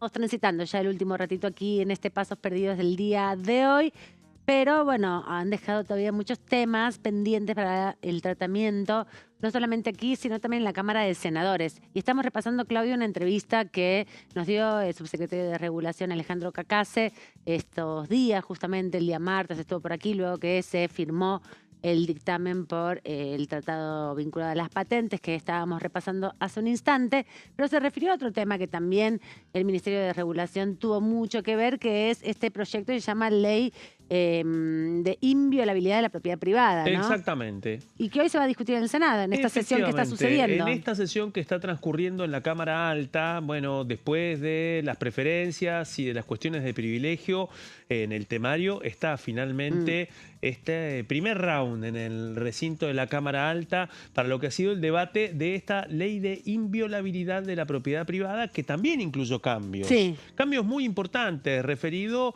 a las formulaciones en la Ley de Tierras. Ahí estamos viendo un poquito lo que pasa en el Senado, viendo como una ventanita. Una ventanita. Quienes nos están siguiendo ahora podrán ver en nuestra pantalla cómo también está transcurriendo la sesión en el Senado de la Nación. Lo que se espera finalmente es que sí, que el oficialismo alcance con los votos suficientes para conseguir la media sanción, pero insisto, luego de una negociación en donde distintas organizaciones advirtieron dos temas centrales. Uno, los cambios en la ley de tierras y también la posibilidad del lanzamiento de desalojos, especialmente para los tenedores de propiedades bajo el Registro Nacional de Barrios Populares. Bueno, esas fueron algunas de las alertas que se pudieron escuchar en el plenario de comisiones que trató esta iniciativa. También hubo cambios y en ese contexto eso le permitió al oficialismo al menos intentar lo que está por suceder dentro de algún rato, y es que finalmente consigan los votos suficientes para la media sanción de esta iniciativa. Sí, justamente Alejandro Cacase también habló de este tema porque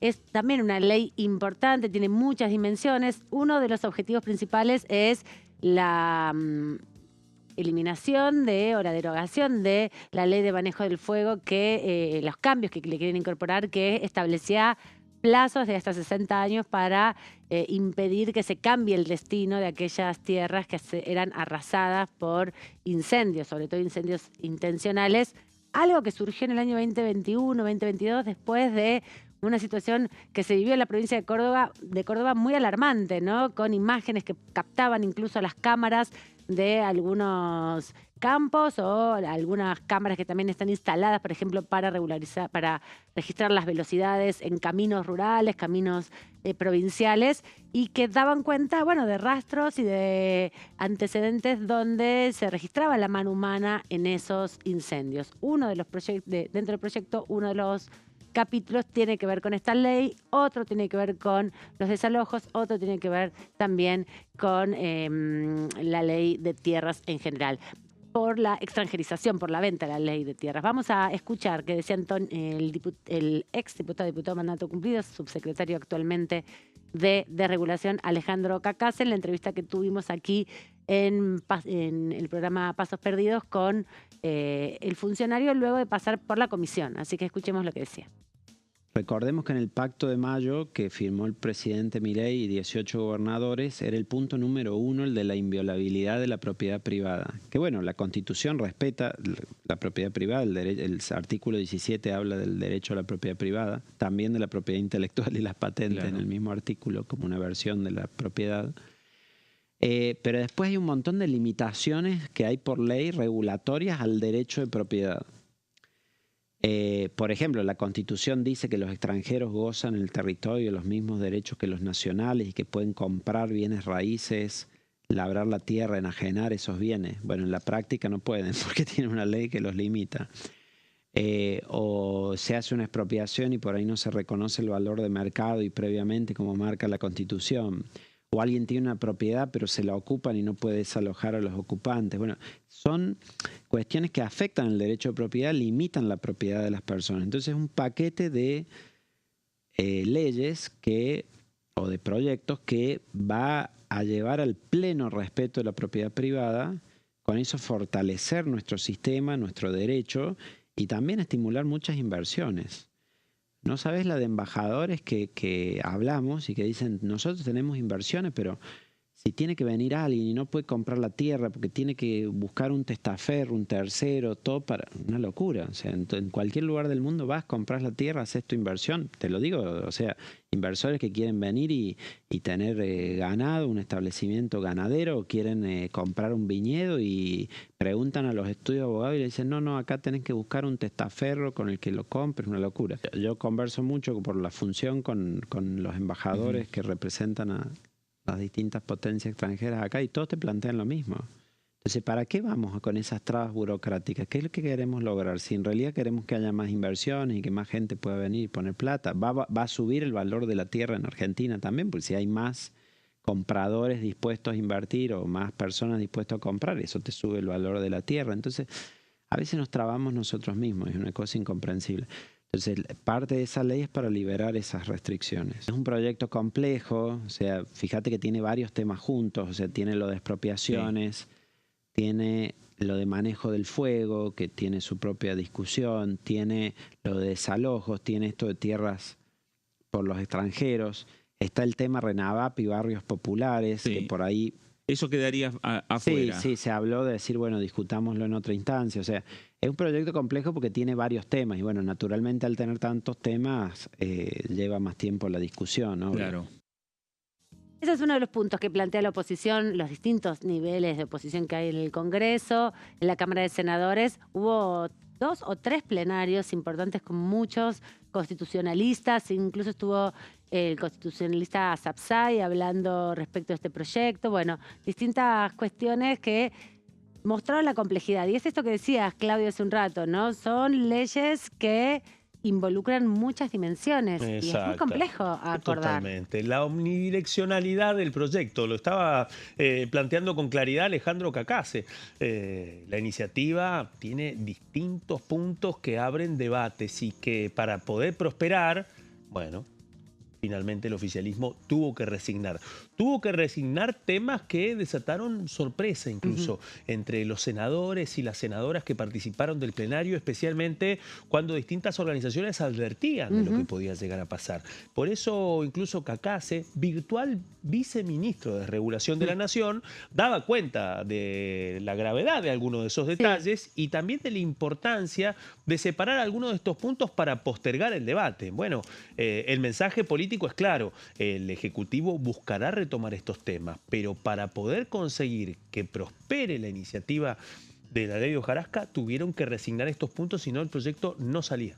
Sí, bueno, justamente en la sesión que se está desarrollando ahora, que están con cuestiones más formales de preferencia, como el reglamento establece en el Senado para que en las próximas sesiones se traten determinados temas. Exacto. O sean prioritarios en el debate de las comisiones, requieren siempre el asentimiento mayoritario para que este ordenamiento se dé.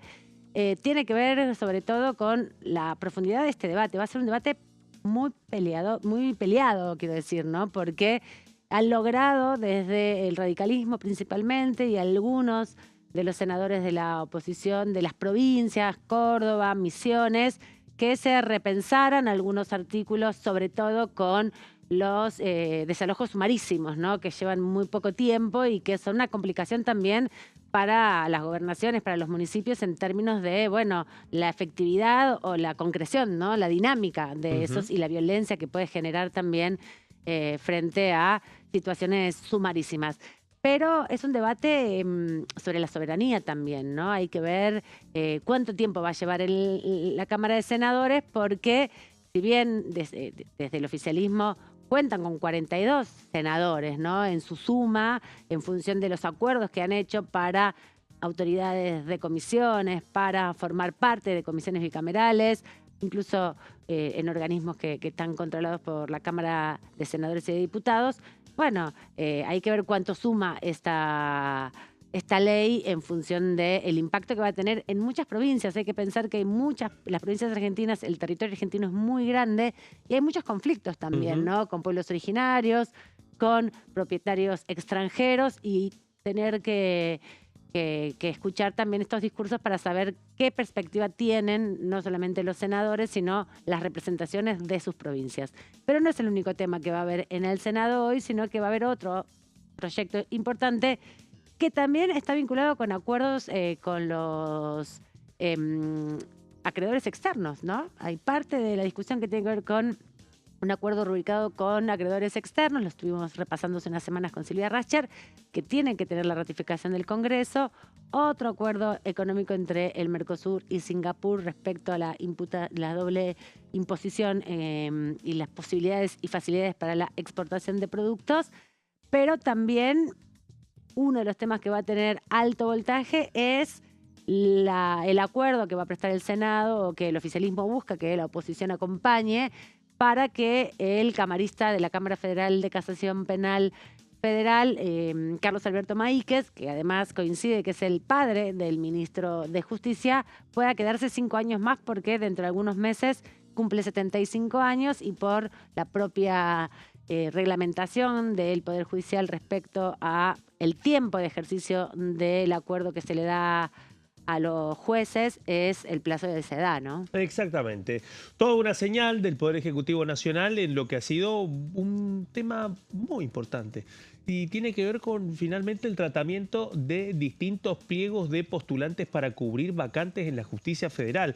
Ha comenzado un proceso en la Cámara Alta que suma 2 años y un poquito más de postergaciones. No podemos perder de vista que el presidente Javier Milei hasta hace poco no había impulsado el pliego de ninguna vacante para ser cubierta, y estamos hablando de más de 200. Bueno, a eso se sumó también la posibilidad de enviar nuevamente el pliego de Carlos Alberto Coco Maíquez para continuar 5 años más como integrante de la Cámara Federal de Casación Penal, el máximo tribunal penal de la República Argentina, por debajo de la Suprema Corte de Justicia, y una figura muy gravitante dentro de lo que es Comodoro Pi. Así que en este escenario el futuro de Carlos Coco Maíquez como camarista es solamente una pieza de un rompecabezas mucho más complejo, que tiene que ver con las designaciones en este proceso que sucede en el Senado, del que hemos dado cuenta, que primero viene un momento para recibir los pliegos, luego el proceso que tiene como protagonista la Comisión de Acuerdos, el análisis de cada uno de los pliegos, la posibilidad de que los postulantes hagan su descargo, finalmente el acuerdo que requiere la Constitución a través de la Comisión de Acuerdos del Senado, para que finalmente el recinto de la Cámara Alta cristalice ese acuerdo con una votación. Eso es lo que se espera que finalmente suceda hoy dentro de algunas horas. Sí, justamente más temprano hubo nueva comisión de acuerdos con otra cantidad importante, una veintena de candidatos que fueron ingresando sus pliegos hace algunas semanas atrás. Recordemos que hubo varias sesiones donde se formalizó el ingreso de todos estos pliegos que ya suman casi 200, ¿no? Sí. 170 y pico son los que se han presentado, así que va a ser una sesión interesante cuando empiece el debate, porque por ahora hubo muchos homenajes. Empezó tarde la sesión, hay que decirlo, porque estaba la comisión de acuerdos a las 15 horas, así que se espera que sea bastante prolongada. Pero en otro orden de cosas pasó también algo importante, consecuencia de lo que sucede en la Cámara de Diputados y de Senadores. Vamos a ver unas imágenes que muestran al gobernador de Mendoza, al jefe de gabinete Manuel Adorni y también al titular de YPF. Algo había anticipado Claudio hace instantes nada más, porque estuvieron en la inauguración del Parque Solar El Quemado. No solamente el gobernador Alfredo Cornejo, también el jefe de gabinete Manuel Adorni, como decíamos. Y en ese contexto, justamente, Cornejo anunció otra inversión importante que se celebra en el marco también del RIGI. Esta inauguración del Parque Solar El Quemado viene a cuento de también lo que decía la titular de la Secretaría de Energía de las energías renovables, ¿no? Exacto. En lo que ayer comentaba, justamente por la ley que buscan modificar en términos de tarifas energéticas. Es energía renovable, es uno de los primeros proyectos del RIGI. Recordemos, el RIGI original estaba vinculado a proyectos mineros y de energía. Este es el primero que se dio, no solamente en Mendoza, pero a nivel nacional también, uno de los primeros. Así que tiene un importante despliegue. Vemos un monumental terreno ocupado por pantallas solares de energía solar para producir justamente energía para la zona. Exactamente. Imponente la imagen de este parque solar que está al pie de la cordillera de los Andes, especialmente en el departamento de Las Heras, uno de los departamentos más grandes que rodean a la ciudad de Mendoza, al Gran Mendoza, con una particularidad: que Las Heras no solamente linda con la capital, sino que alberga uno de los tramos más importantes de la cordillera de los Andes, al punto de tener en su territorio al Cerro Aconcagua, entre otras de las maravillas naturales de la cordillera de los Andes. Bueno, al pie de los Andes, en esto que estamos viendo aquí, nos encontramos con una monumental estructura para generar energía solar, para generar energía a partir de energía solar, con una inversión de 220 millones de dólares, luego de que la provincia de Mendoza fuera una de las primeras en adherir a la sanción del régimen de incentivos para las grandes inversiones, en donde YPF jugó un rol determinante. Sí. Bueno, en ese contexto es que los protagonistas estuvieron ahí, al pie de los Andes, en el departamento de Las Heras. La otra figura, Horacio Marín, el presidente de YPF, Manuel Adorni, el ministro coordinador, y el gobernador de la provincia de Mendoza, Alfredo Cornejo. Aprovechó esta oportunidad de tener estos funcionarios que tienen que ver con el área de energía y es el principal funcionario Adorni del Ejecutivo Nacional para anunciar otro proyecto, el gobernador de Mendoza, Cornejo, que tiene que ver con la explotación del cobre. El segundo proyecto vinculado al RIGI, en este caso con lo que será la minera también San Jorge, en la zona ya de Uspallata. Así que también ha habido anuncios de el movimiento que va generando este régimen de grandes inversiones, que tiene sus particularidades respecto sobre todo a los plazos de las inversiones, más de 30 años, y también el régimen de excepciones impositivas para incentivar las inversiones. Cornejo también habló Manuel Adorni, vamos a escuchar lo que decía. El 26 de diciembre de 2024 tuve el placer yo mismo de anunciar la aprobación del primer proyecto RIGI. Era nada más ni nada menos que este proyecto, el Parque Solar El Quemado, que además de ser el primero anunciado, hoy se convirtió en el primer proyecto RIGI inaugurado. Además, y no menos importante, se aprobó la modificación de la ley de glaciares para que cada provincia decida cómo explotar su territorio y pueda gestionar con mayor libertad sus recursos naturales. Todo esto se logró gracias a la colaboración de los gobernadores y de los representantes de las provincias en el Congreso de la Nación. En las próximas semanas vamos a enviar al al Congreso de la Nación Argentina una serie de reformas que van a seguir cambiándole la vida a todos los argentinos de manera estructural y permanente. La inauguración de este parque solar es una prueba, la primera de muchas, de que estamos en el camino correcto. Muchísimas gracias.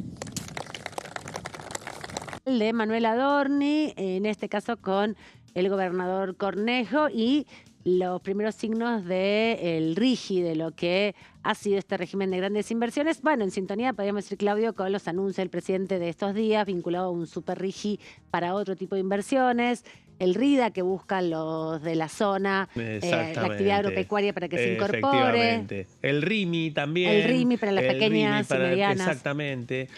Bueno, en ese contexto, sí, no podemos perder de vista que esta primera implementación del RIGI, bueno, fue en la provincia de Mendoza a través de la petrolera estatal, en un contexto en donde lo veíamos en las imágenes, el despliegue de este parque solar es realmente imponente en una zona desértica al pie de los Andes, en donde, bueno, no solamente estuvo el jefe de gabinete, sino Alfredo Cornejo transitando, bueno, la última parte de su segundo mandato como gobernador de la provincia. No perdamos de vista que en la provincia de Mendoza no existe la posibilidad de la reelección para continuar un segundo mandato. Es decir, que Alfredo Cornejo, para lograr un segundo mandato, tuvo que esperar, y fue Rodolfo Suárez, que está aquí en el Congreso, en el Senado de la Nación, ahora como senador, ex gobernador de la provincia de Mendoza. Bueno, fue la pieza clave para que el radicalismo pudiera retener el control de la provincia y permitirle que Alfredo Cornejo